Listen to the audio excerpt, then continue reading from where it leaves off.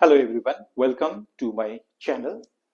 So today we are going to find out the value of this expression. This is one of the very important questions. Most of the times you will see this type of questions are coming in the competitive exam. So those who are going for competitive exam, for them it is going to be very helpful. So before solving these type of expressions, you should know the concept of this. I have written the concept. I'm going to explain it in details. Let's have a look.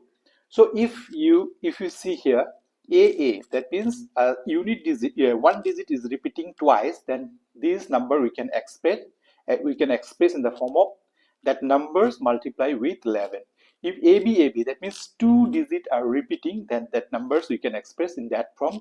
It should be multiply 101 and that two-digit number.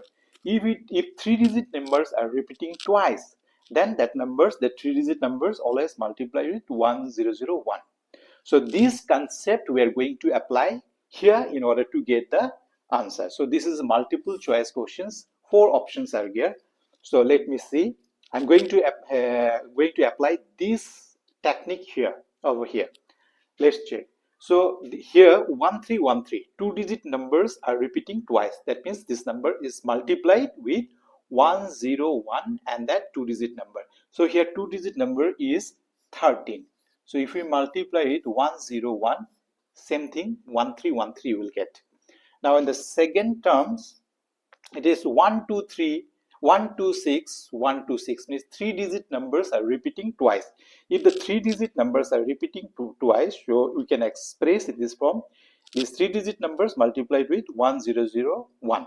So we can write this three-digit is 126 and it's multiplied with 1001, this one. So if we multiply the same numbers, you will get divided by.